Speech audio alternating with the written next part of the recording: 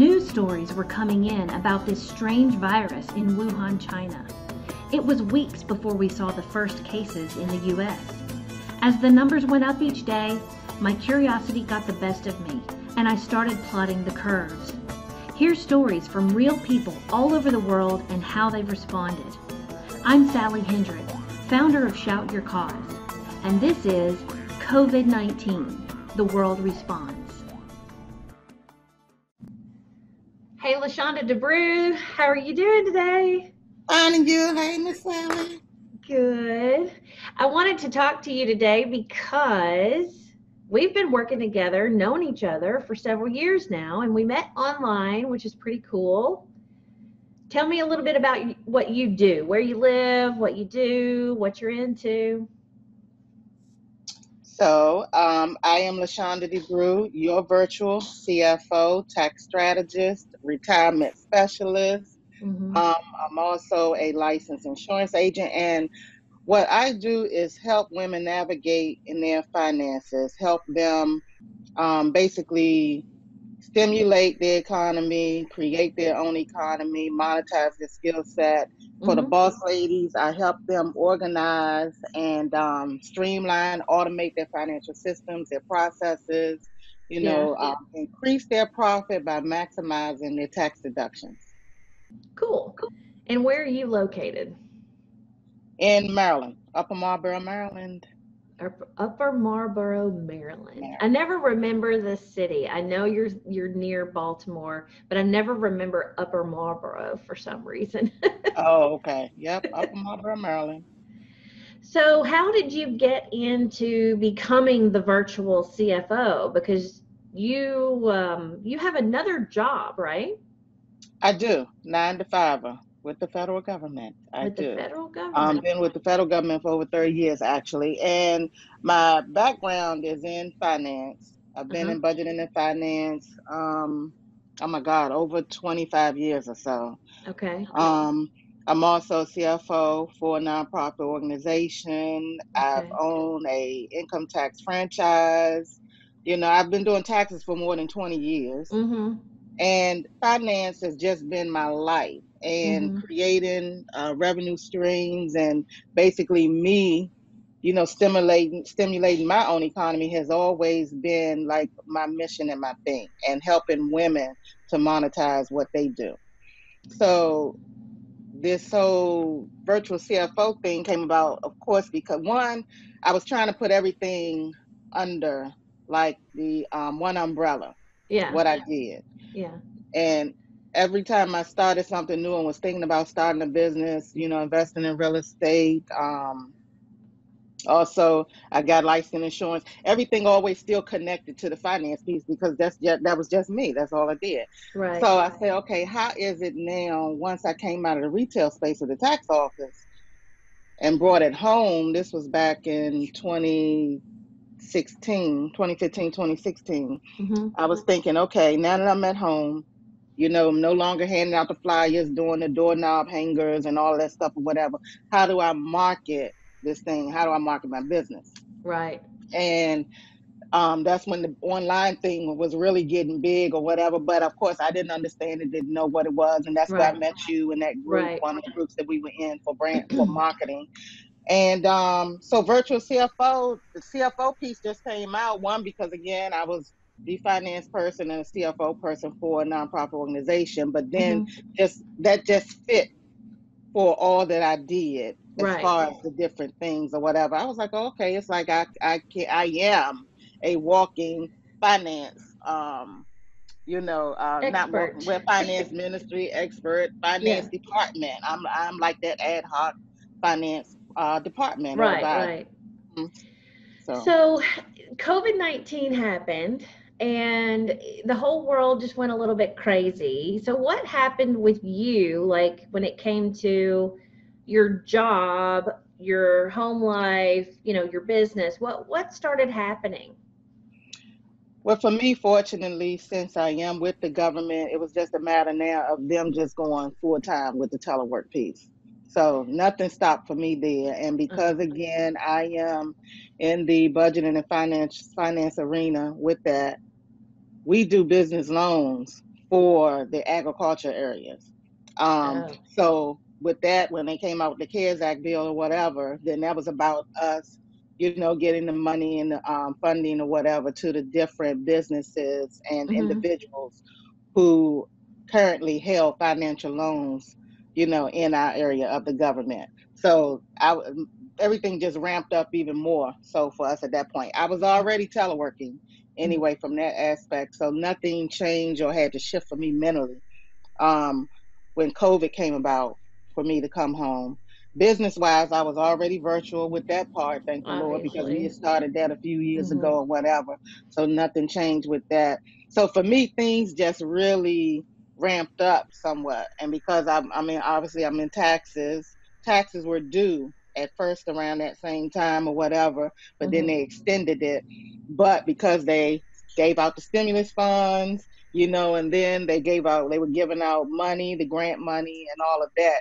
Things just more so picked up for me in that area, business wise for that, and career wise for that. So it was just a matter of now me just saying, okay, now just maintaining my focus, and then with everything that was going on with COVID and, everybody being unsure of what was what, and then them closing down the outside, it was just now me changing my frame of mind and just mentally trying to stay focused, Now, what about your family? What changed with your family? You've got some kids in school. Yes, they both in college. My daughter's in beauty school, so of course they shifted, came home. Beauty schools were not ready for online. Plus, a part of their programs are hands-on. Yeah. But they were not ready because they had not been online. They weren't doing anything online, so it took them a few weeks to do that. But they came home. Obviously everybody came home. My son was in school in Baltimore at Morgan. That they closed that down. He came home. They went online. So then now household wise, my husband, he was furloughed from his because his is tied to contracts with the different companies or whatever. He's private. But everybody came home. So for me, I was used to being in the house daily by myself. So now it's me now being home and getting used to the movement of everybody. And like now, that's we're an doing adjustment. That's a big adjustment. Yeah, I had because to do it was that quiet. too. Yeah, it was quiet, or you just moving about doing whatever. But now it's a whole lot more. It was a whole lot more movement. And then he's in another room having a meeting, but everybody got their computers up or whatever, and you hearing all this. So that took some getting used to with that part, and shifting how I moved and how I did what I did, because I would normally get in my office. It was quiet, but then I had to start either, move. I shifted and I started switching up rooms. Like, okay, I'm gonna stay in my room for a while when I first wake up, or come in, because I still needed that quiet time for me to transition, into my day. So it just depends on what was going on for me during that day as far as meetings and different things or whatever. And, I just had to reprogram and redo how I moved about my day, since now everybody was now home based.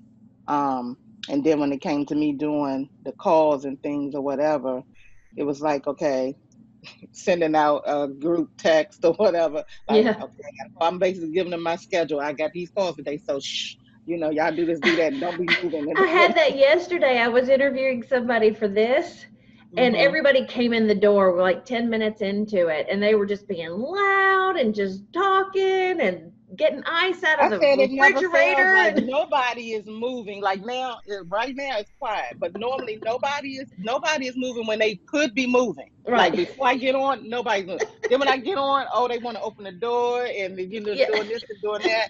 The doors chime, everything chiming. I'm like, seriously? Like now, like y'all were quiet for 5 hours. Now this is going on. And now you're being loud while I'm on a call that's being recorded and online and whatever that may be. Yeah. Yeah, and then it changes, of course, with the husband now being home, because he does carpentry and different things like that. So he was used to being busy on his feet all day walking, which I'm sure your husband was too. I mean, because the warehouse thing, he works in a warehouse environment, so he was used to moving.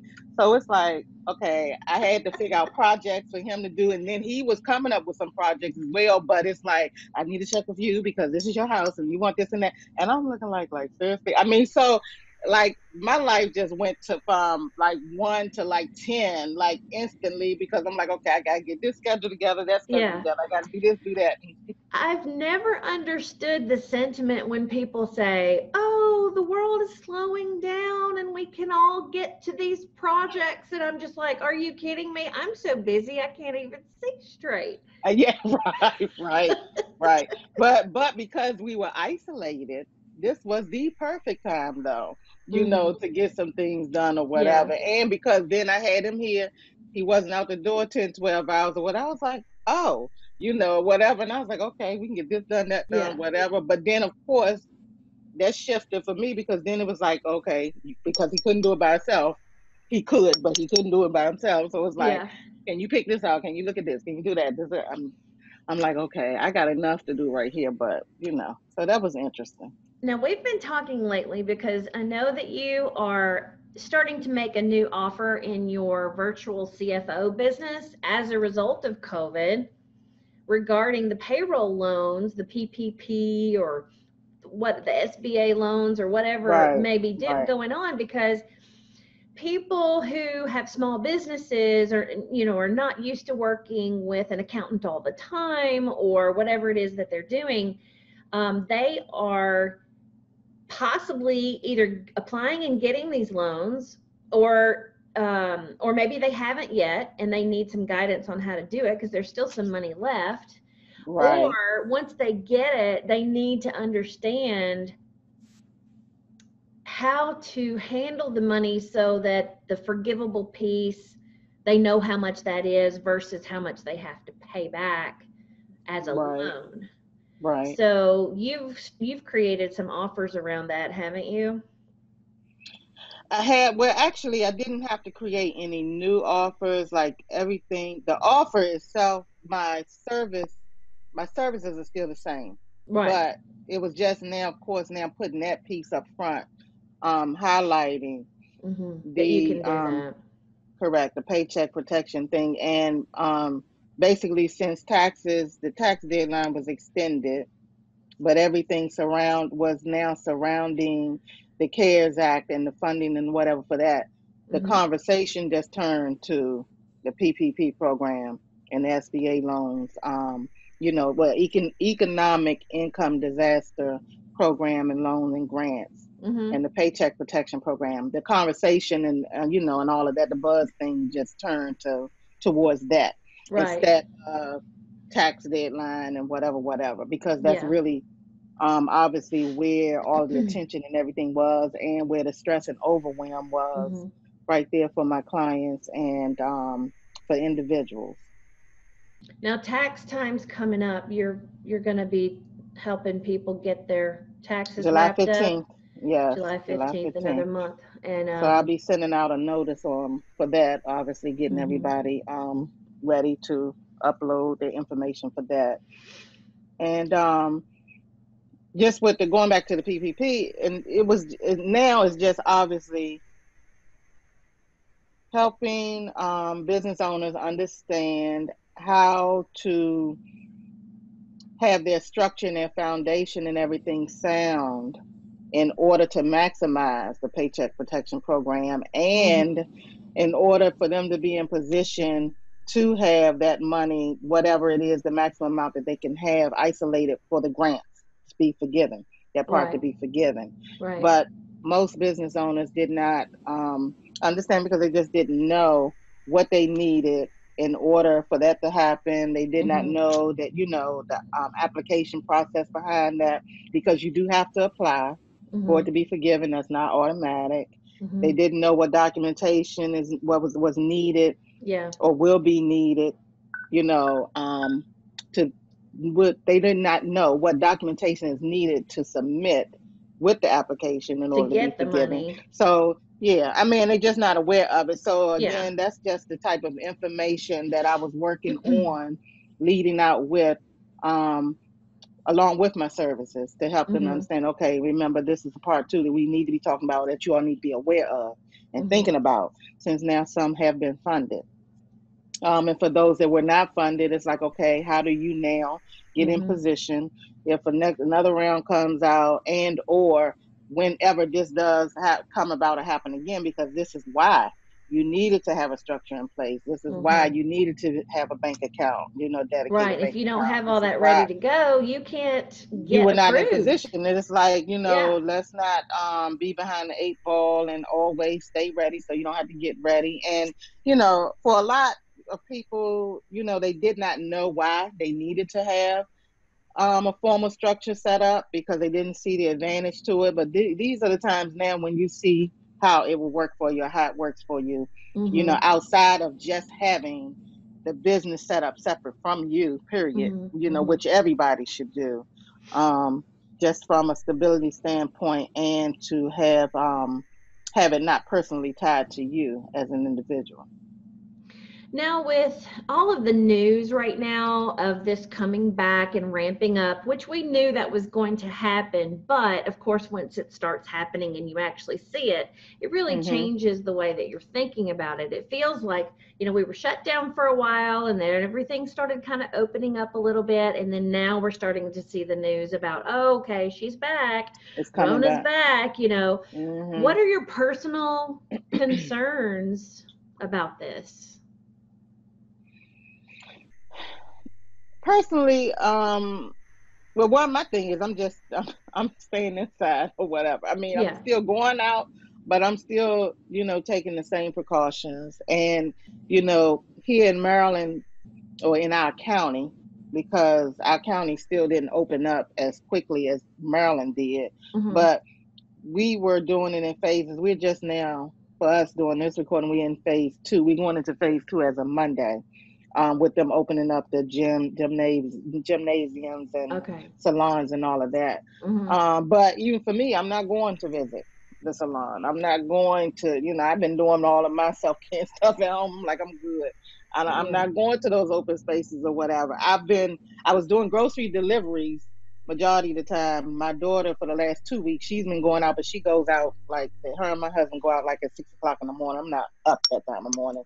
So they go when nobody's in there, or whatever. So as far as me and the way that I move, I'm still moving like it's still out there. Even though now we know too that you have to wear the mask wherever you go, period. But I'm just talking about, even if places open up, I'm not going, because like everyone is saying, it hasn't gone anywhere. And as we can see, because when they open back up, folks are just rushing out there, just like, like it was before. Back pre-COVID, right? Pre-COVID, and they in the crowds, they all up against each other, and and the yada yada yada, and hee hee ha ha. I'm like, whatever, y'all have at it. Well, and then add the protests to that. We've had, not only did we have like Memorial Day, and then before Memorial Day, there were a lot of back to work protests, but now we've got the Black Lives Matter protest and that whole movement going forward. And of course, I did notice that a lot of people had masks on in the Black Lives Matter protest, but they were still close to each other. And then just lots and lots of things have been happening to make it, and even when I participated, I went out on Sunday. I participated. I didn't go out on Saturday when everybody was down there, because obviously you wouldn't be able to avoid anything. Sunday, it was still a little heavy, but not as heavy as it was on Saturday. And my thing was, I stayed on the sidewalks. I did. I got in the street, like when they had to open gaps, and after like the massive groups bypassed or whatever. But again, my thing was, okay, we still have to remember, be aware, that you don't want to, and you don't want to get caught up or whatever, caught off guard. So I was just trying to be very careful and aware of my surroundings and where we were or whatever. And this was just a girlfriend and I. So we were just like, we want to participate, we want to go down, and we want to participate in the protest and all that, but we know COVID is still out there. Like, and she's like, I'm with you. So we were just careful. I went as well. There was one, I can't remember what day it was. It was a Saturday one, I think. And I can't remember, but I walked down, because I live downtown, so it's really close by for me. And I stayed back. I was like distancing, but I was filming and I had my mask on. And, it was such a peaceful protest. Our first protest was peaceful. But then there was a little riffraff going on in the evening. And that was, that was where the courthouse had been set on fire, and lots of Oh yeah, I saw graffiti that. and That's stuff what you like were that. recording. Yeah, well, and I Doing a didn't live record. on I it. didn't go that, but I did record them coming down the street The live, here. yeah. Yes, that was when they looted the business across the street, and I was really worried they were going to hit our windows downstairs, because as soon as they could get in this building here, they'd have access to come right up to my front door. Okay. That's all it took, was just breaking those windows or the door or whatever. And it was just kind of, it was uneasy. You didn't really know what was happening. It was the very beginning of all this.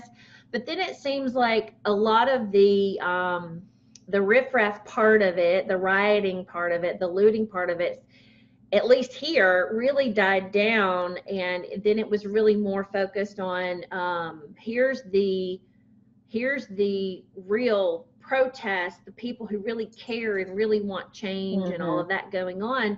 And that happened in the most recent protest that I went to. And that's the one where I filmed the people coming through live, and they were wearing masks, a lot of them, and carrying signs and walking through the streets. But they think there were 10,000 people at that one, and that's really big for Nashville. Wow. I don't know how many actually, what they ended up thinking that it was, but it was a good one. So, and there's been more since. They had another one that was like, oh, and that was a Thursday night. That's why it was okay. The Saturday day one that came after that, it was 100 degrees outside, and I was just like, no, thank you. I'm not gonna right. So I've already been doing my part on that, and really talking about this whole thing. So what are your hopes for the future, knowing that it feels like the whole world has just kind of had this mental breakdown? What are your hopes for the future when we come out of COVID and come out of all of the social issues that we're having, and all of these hopefully reforms and things that are coming into play? Well, I guess like with most, obviously I'm hoping that we do see real change. We see things that are now coming out from the protests, such as sort of like defunding, some things or whatever, just moving money around, shifting from the area of the policing part of it, which is speaking real loud right about now, but removing money from there to other areas where it has been lacking and needed just as much, that does go forward, that moves forward, that the positive change is coming out from the awareness of the long-standing issues and the effect that it has had, from all of this time, that not just that folks' eyes are open now, but they'll be open like forever, and that you will be sensitive to it, like for the long haul, not just, during this time right now when everything is highlighted and when everything, obviously, the magnitude of it is just so loud and so big right now, that it's something that I don't know. It's like, having just not just the pockets and the different groups that have segmented themselves, to say, okay, yeah, we know, we here, we're going to do whatever. And as long as we are doing it, we okay. It's like, I wish that, it just goes through and reverberates through like the pockets of society, period. Yeah. Just so that we don't have to come back here. Right. Because, as we know, these things, they come up, it snowballs. And then, you have whatever that's going on that's brought to light, but then it dies down. And then eventually everybody goes back to wherever they came from, in their little pockets or whatever, into the normal thing. Right. But they're now not with digging out all the of poison. this happening, correct. So, I mean, I do see, and I'm sure a lot of us see change, more changes this time around. We see how folks are going a little bit deeper, they're digging deeper, and some other things are coming up, versus, those times before. But I guess it's like a wait and see type thing. Like, really, we'll see if they really got it. Like, if they are really getting it, if they really mean it, if they're really taking it to heart, to want to change for themselves, because that's the only way it can happen. So for me, I would like to see where folks really want to change for themselves and at their everybody has core. their own change they have to go through. Everybody has It's their coming own from all change. these different perspectives and angles, and Yeah. it's not just about like this group changing or this group changing. It's about each group digging into their stories and the stories that Correct. Those surrounded them, layers. Yep. and the Yep. effects Yep. that those things had on them as children, Correct. and vice versa, and understanding and being able to talk. And I really think it's going to be important for people to go back to their childhoods as well, and to have some real conversations with people. That's where it starts. I mean, obviously, that's where it starts. I mean, and so obviously, in the words of Ayanla, it's like really doing their work, like doing the work, which is, where it basically stems from for each and every person, from their childhood, either from how they were groomed, what they saw, what they heard or whatever, and or from their isolated issues that happened with them, that affected, how they grew up and how they perceived things, how they saw it, and made them the way that they were. But you really have to deal with that. So I would like to see each individual deal with that, like actually take this time, which that's what COVID has given you, that space to do that, is giving you that time to do that. It shut everything down around you to give you the quietness to do that. Like, nobody should have an excuse. Yeah. Right, really, nobody should have an excuse. Now, folks will have an excuse because it may take some type of therapy or, some help with doing that, talking it through. And of course, you probably have to. The journey's different timing for everyone. Correct. But there's going to be tools and ways of handling that. When you think about it, a whole lot of that. Therapy's not for people who don't have the money to pay for it. And therapy's never been something that people who don't believe in it would ever step into. And then the types of therapy we've always had available are not necessarily the right things. That's true. There's other ways of doing it. Some people can really move forward in their thinking by discussion, documentaries, learning history, really understanding, talking to people, talking to family members, talking to friends. That can be therapy in itself, just exploring. And being heard, being listened to. Yes. Correct. Yes. But the other part of that, when you just said therapy, a lot of folks too were going to therapy for the residue of what was coming up or what was happening based on the issues from childhood or whatever. So still, they were not going back digging into what was causing you to do the thing you were doing that actually sent you to therapy. Right. Like, okay, you would go to therapy for marital issues or whatever, you have them or whatever, but those issues that were coming up or that happened still probably came from that individual's issues that they had as a child. Their inner child. So you dealing with whatever on the surface, or like I said, the residue of what was coming up from the other issues, but you really didn't get deep down into whatever, which is how you'll be married, or you'll remarry again and marry 3, 4, 5 times before you realize really it is you and deal with you. But I couldn't handle that. That's an example. I know that's all right. Well, anything else you want to share before we go? No. No. I think that's it. Like, we done touched on some of everything. We talked a little bit about everything, but hey, that's what's happening today. So that's what's happening. And I'm just trying to keep a documentation of it. Nothing fancy, just having conversations and putting them out. Great. This is great. I mean, all of your posts and your lives, you're doing a great job at documenting it. Really, this is going to be awesome. I don't think some people are too happy with me though. Yeah, but I'm sure not. But this is a part of your healing though, and this is your way. It's my story, and I'm sticking to it. I know. You're sticking to it and sticking it to them. My perspective. Mm-hmm. All right. Mm-hmm. Well, good to talk with you today, LaShonda. Thank you so much. And if anybody wants to get in touch with the virtual CFO, just head over to that.com. All right. Yes, LaShondaDeBrew.com. Oh, LaShondaDeBrew.com. Do you not have the virtual CFO.com? I have it. I just don't have that page yet. But no, I do have the address though. I have many addresses, of course, but I haven't used that yet. Yes, yes. Okay. Well, thank you very much, and we'll talk soon. Thank you. All right. Bye-bye.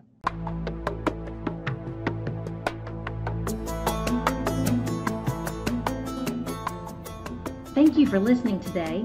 Subscribe to this podcast to hear all our episodes. Go to shoutyourcause.com to our podcast page for information on our guests and notes from this show.